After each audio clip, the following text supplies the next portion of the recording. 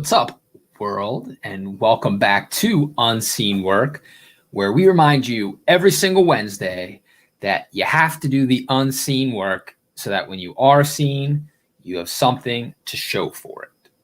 So tonight, supposed to have a guest as per usual. However, that person got the second dose of their COVID vaccination and feeling a little under the weather. So you get me in all my glory tonight.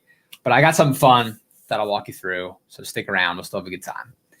Before I do that, though, let's run through some housekeeping items, right? Let's get the ticker back up here. If you guys haven't already, I would really, really love it if you picked up a copy of Unseen Work, the book, either for you or yourself. That would be awesome. Help spread this message that I'm so passionate about. Or check out the TED Talk by visiting my website. Subscribe to the podcast, which is what you're watching now if you happen to catch it live. We take that audio, add some extra commentary, and then release it as a podcast after the video is done. So you can check that out by going to my website as well, or searching Unseen Work wherever you get your podcasts. And follow me on Instagram. I'm doing a lot of fun stuff over there with IGTV and silly reels and stories. I love to see you over on Instagram. And again, the website's mylesbiggs.com. It's Myles with a Y. It's very important. And all the good stuff's over there. So before we get into what I have planned for this evening, I want to bring this up. In case you guys didn't know, May is Mental Health Awareness Month, which I was not aware of. But I guess that's part of the point, right? Is that we're supposed to bring awareness to all this. And I think it's so relevant this year, especially because 2020 was nuts. It had us all sort of stuck in our cocoons and dealing with the unseen work of what's going on between our ears, what's going on in our brains, how we talk to ourselves, how we process emotions. And if any of you watching or listening are saying that you've never dealt with anything like a little bit of anxiety or a bout of depression, I think you are absolutely lying to yourself. Truly. This is something we all deal with on some level. And I think it's important to have conversations around it because the more we normalize it, the more we make it okay to talk about, the less it will build on itself and become worse for some people. For me, as an example, this whole idea of unseen work was born out of a very low moment of mine where I was struggling with anxiety and a little bit of depression, figuring out what's going on in my life. Why do I feel so out of alignment with myself? And I was just in this rut, in this hole. And I started journaling about it, started talking about it, opening myself up to networking groups, sharing what I was feeling and thinking, and was able to create something really cool out of it. So if all of us did that, think how awesome the world could be if we could create some things instead of thinking that we were the only person feeling like we felt this way, right? So, all right, that's my soapbox. I'm done with that for tonight. I'll just finish with saying, if you need help, please seek help. And you can start by just talking to your closest circle of friends and letting people know what you're feeling, what you're thinking, because no one can read your mind, right? So ask for help if you need it. Okay. So since we don't have a guest tonight, and I heard a couple hours ago we wouldn't, what I thought would be fun to do would be to go through the TED Talk again, right? I know I talk about it all the time. Watch the TED Talk on my website, right? But I bet a lot of you still have it, right? Or if you're listening to this back on the podcast, you're driving, you're walking the dog, you're making dinner, you can't stop and watch a video. That's why you're listening to the podcast, right? So I'm going to go through and I'm going to give the TED Talk again. Full disclosure, I'll be reading this from a script because I no longer have this memorized, but I'm going to give it again.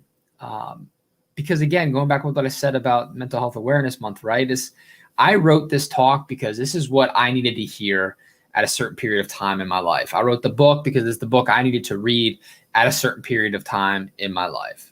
So for all you watching, for all you listening, hopefully this is a message that resonates with you at your time in your life right now. And I hope it can be a help to you. Got a comment real quick I want to acknowledge. I love this. Love the energy, Kenneth. Savor the flavor. It's this guy's catchphrase. Of the awesomeness in you, sir. Mr. Suave, debonair, sophisticated, stellar gentleman, a scholarly, articulated, eloquent human being. Wow. That is a scholarly, articulated, eloquent comment, my friend. Thanks for showing up. Thanks for being here. Thanks for the love. This is a reminder to all you, as I'm chatting it up here, if you got something to say, leave it in a comment. Got a question, leave it in a comment, and we'll pull it in and talk about it together. All right, so the TED Talk. Before I get into the talk, let's set the stage, right? I had been journaling a lot, and I came up with that one-liner I said at the beginning of this stream, this podcast. You have to do the unseen work so that when you are seen, you have something to show for it. That fell out of my mouth in a mastermind group online, and I watched people's kind of like eyes bulge out of their heads and start taking notes and write it down. Like, say that again. That was really cool. I like that phrase. And so I wrote it down. It just fell out of me truly. So I wrote it down, and I kept repeating it to myself, thinking about it. And I realized that it's a pretty cool phrase. There's a lot I could do with there. And I started outlining a book. And that's something I've done so many times in my life. I can't tell you how many books I've started and stopped and not published. I've always been into writing, always wanted to do a book. And so again, I went into book outline mode and fleshed out the idea. And I really liked it. And I thought it would resonate with people, especially after the initial reaction I got when the line came to me. And at the same moment, I was exploring TED events. I love TED Talks. Been watching the videos, probably like most of you, for a long time, and listening to the podcasts. And that was always a bucket list thing for me. One day I want to do that, right? So I started looking at what that meant. Could I start a TEDx event? How do you speak at a TEDx event? And I found TEDx Williamsport, which is about an hour from where I live. Currently, is where I went to college. Shout out Lycoming College people watching. That's where Williamsport is, home of Little League baseball. And so I decided on a whim, all right, I'm going to apply to this thing. And I took my outline, typed it out real quick, and applied. I got through the written round, invited to audition. I gave the audition. It was a 5-minute talk through a panel of judges, was accepted, and I had to do a 15-minute version. So it was supposed to be in April of 2020, which was horrible timing with the pandemic. I was all ready to go. I'd been working on it for 6 months at that point, memorizing it, and the event got postponed, so we didn't know when, how long. Ended up being 6 months in October. But that was great because I got to really live this talk, live this idea, and I changed it so much based on the unseen work I was then doing quarantined in my house in the pandemic, right? So it's just a funny backstory, and it's fun for me to walk down memory lane. And I haven't read the actual script I wrote in a while. So this is going to be fun for me because, like I said, I wrote the talk in the book I needed to hear and read. And every time I revisit the idea in an interview, I've read my own book a couple times now. I'll read this again. I get something out of it. I'm reminded of something, and it gets me fired up all over again. So I'm just going to dive into it now. I'll read it. If you have questions, you got comments, drop it in the comments of wherever you're watching the stream. Email them to me after you listen to this podcast, right? I'd love to talk to you guys about this. So here we go. Here's the TED Talk. Stop the scroll. If you guys are scrolling, stop. I'm about to get on my TED soapbox. All right. I killed myself, metaphorically, 8 months before my 30th birthday. I woke up in the morning, looked into the mirror, and I really didn't recognize the person staring back at me. I placed some anxiety medicine on my tongue, kicked my head back, washed it down, not only with water, but with so much self-loathing you could feel it in the air. As I swallowed that pill, I also made the instant decision that I no longer wanted to be this version of myself. I was tired of making excuses, tired of leading a life that I felt like was an act. I was tired of pursuing what the world told me I should want instead of what I knew deep down were my passions and my purpose. And so, like I said in my first sentence, I erased that old version of myself and got to work building a new one. I'm proud to say that this is the version who is with you all today. But let's rewind a little bit because no one gets to that point all at once.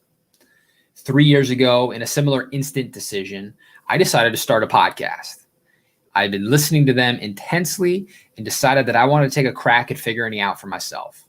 I just felt this pull towards creating over consuming.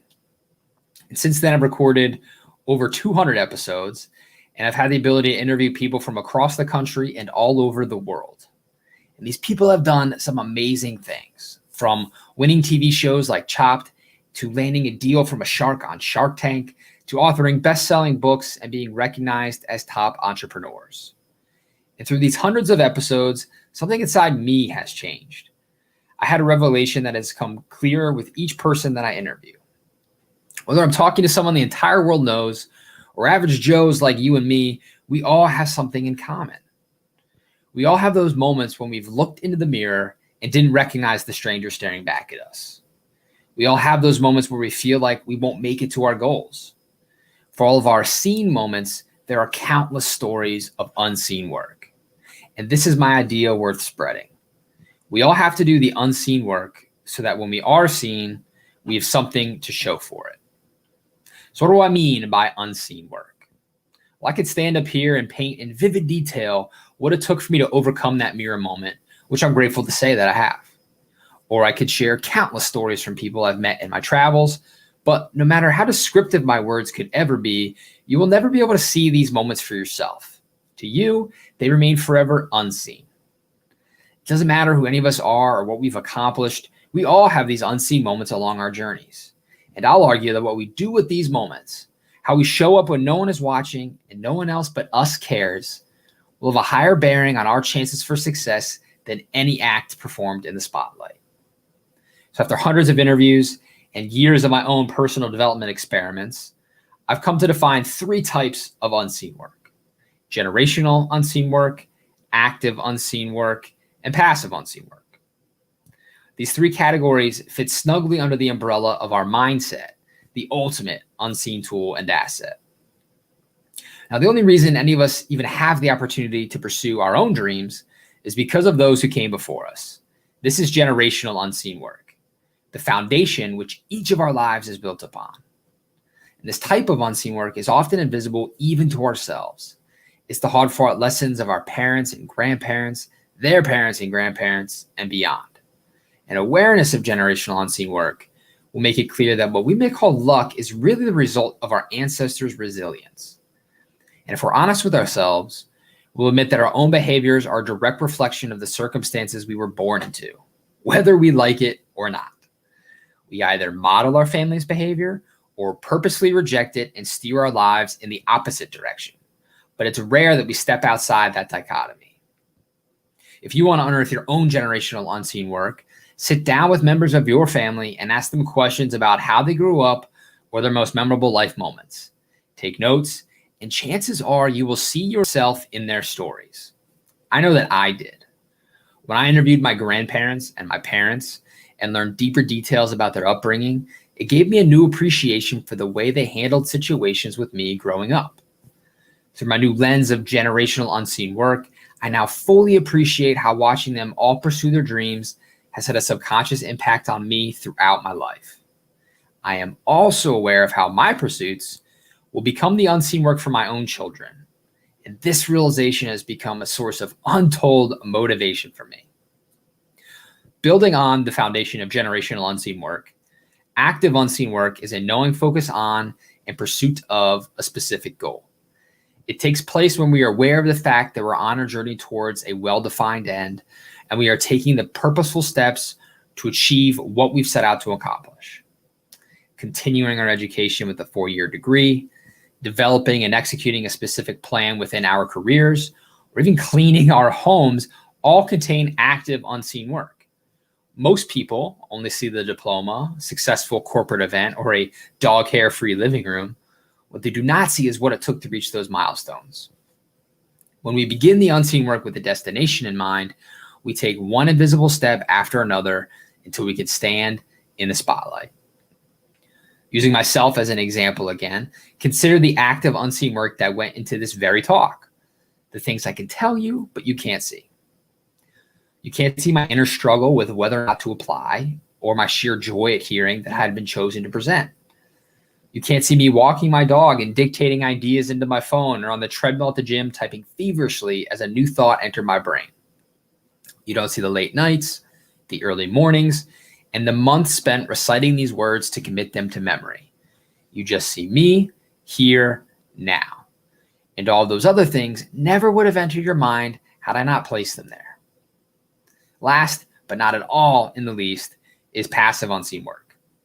If active unseen work begins with the end in mind, passive unseen work is simply choosing to begin without knowing where it might take you. It consists of seemingly unrelated lessons and experiences that, when added together, produce significant preparedness for a moment in time we never knew would arrive. These are the hindsight is 2020 moments of our lives. As we look back on trials, tribulations, and triumphs, we can connect the dots and see how they've all worked together to bring us to our current levels of success. Now, I've learned to love passive unseen work the most. It's relishing the journey you're on. If you're lucky enough to fall in love with the process, it doesn't matter if you actually reach that initial goal you've laid out for yourself, because along the way you arrive at an even better destination than the one you originally imagined. That is what passive unseen work is all about. Not only is it the accumulation of your generational and active unseen work, it's the cross-fertilization of unrelated pursuits and achievements, which can fuel new endeavors. This idea of falling in love with the process clashes with the way society has trained us to focus on the next chapter and disregard the one we're currently in. We're often told to leave the past in the past and to just keep looking forward. But the past is what makes us who we are in this very moment. And without a keen appreciation for the present moment, we end up approaching things backwards. We become increasingly impatient and focus on getting to 100% different or better all at once, instead of focusing on putting in the unseen work. In reality, getting to a 100% change in your next chapter takes 1% fluctuations each and every day. When we want to be seen so badly that we plant ourselves in the spotlight before we're ready, we fail. And it's what we do with that failure that makes all the difference. So I invite you all to leverage your newfound awareness of unseen work to flip your mindset and your view of failure. To look forward to failure as a blessing and as a tool. And when I say flip, I mean FLIP. Fail, learn, improvise, pivot. When we flip our failures, we turn weaknesses into strengths and forge ourselves into stronger beings who are better prepared for our next challenges. When we can do this, it's really not failure at all, it's learning. We adapt and we pivot, moving on towards the next endeavor, wiser for our previous attempts. If we don't flip our mindset, we flop, as in FLOP. Fail, lie, obsess, pretend. When we flop, we deny the failure, point fingers at others, and just pretend everything's okay. We don't learn anything. We rationalize it all away until it only feels better. If you keep flopping, you are doomed to remain unseen forever. But notice how there's no avoiding failure here. It is going to happen. But how we react to it when no one is watching will determine how we react when we finally enter that spotlight. Perhaps the best example of the intense patience this art of flipping requires doesn't come from any one person, but instead comes to us from Mother Nature. Consider bamboo. It is an incredibly versatile plant that is used for everything from building structures to making clothes. But if you were to plant a bamboo seed yourself, it could take up to 5 years of watering and soil cultivation before you saw any sprouting begin. During this time, your neighbors, friends, and family may laugh and question why you're wasting your time on something that's obviously not working. But when 5 years and 1 day comes along, that plant, which has been growing an extensive root system beneath the surface for 5 seemingly uneventful years, can grow to be up to 80 feet tall in just 6 weeks. It's the unseen work that happens beneath the soil that propels this exponential growth. Now your neighbors, your friends, and your family will all want their own bamboo.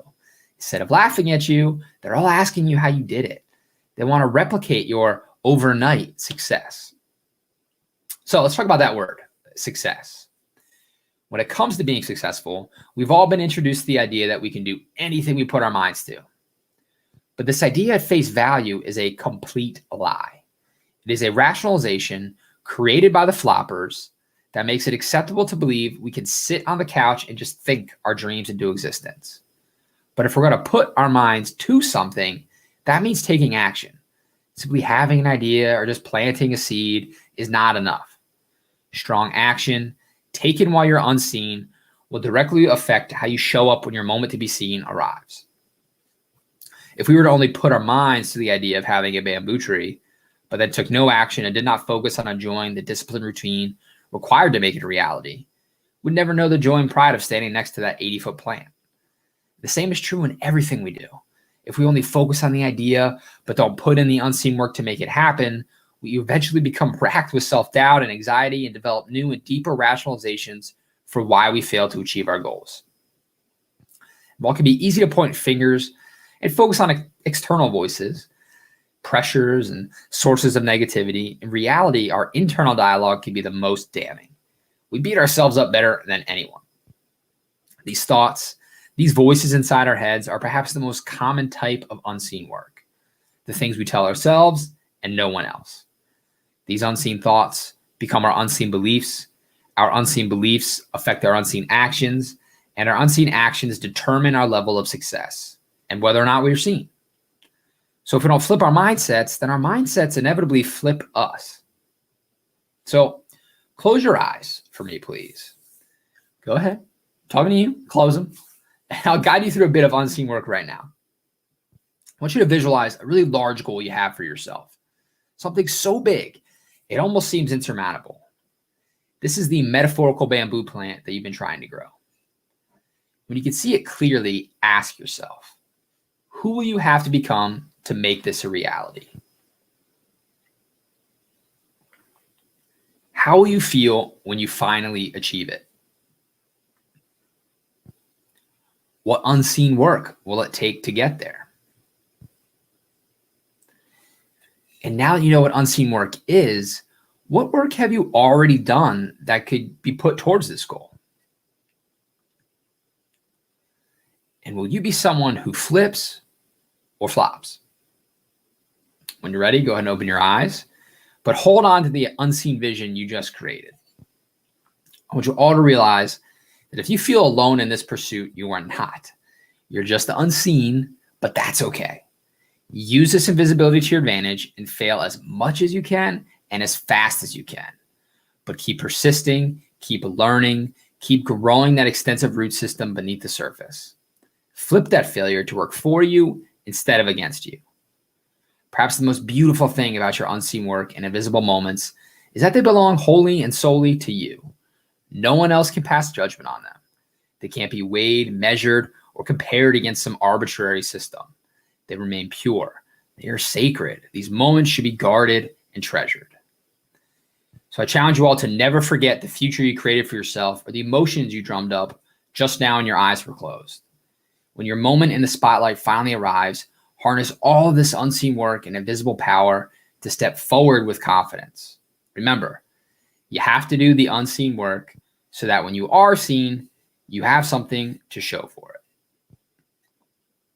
So there you have it, folks. That was the TED Talk. That's the beginning of the unseen work manifesto that the entire book was based on.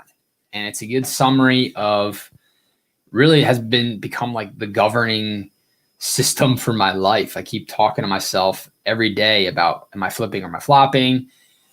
Trying to remind myself that when I feel frustrated, that it's just part of my unseen work. And someday, even if I don't know how it's going to pan out, it will, and will make itself clear. So I hope if you guys are just finding unseen work, you're just finding me, you're curious what this means, this has been a good reintroduction for you all. And if you want to watch me give that on the TEDx stage in that iconic red circle, you can do that by heading over to my website, mylesbiggs.com/TEDx, or you choose TEDx from the main navigation. And you can watch that video on the TEDx YouTube channel. Would love it if you left a comment, shared it. It should be cool for me, if nothing else, really no other reason for you to do that other than like, hey, Myles, this will make Myles happy. And just help spread that message. I really feel like a lot of people could benefit from this mindset shift. This, instead of focusing on what you don't have, that you're not there yet, really digging into those unseen moments and using it to your advantage wherever you can. So thanks for tuning in. Apologize that we didn't have a guest at the last minute, but hopefully you enjoyed this recap of the TEDx speech, the talk, and I'll see you guys next week. We have another guest lined up next week. Hold off on giving you the name in case we have another cancellation. I don't build it up, But I'll be here on Wednesday again at 8:45 Eastern, unpacking the unseen work. Because remember, you've got to do the unseen work so that when you are seen, you have something to show for it. Cheers, everybody.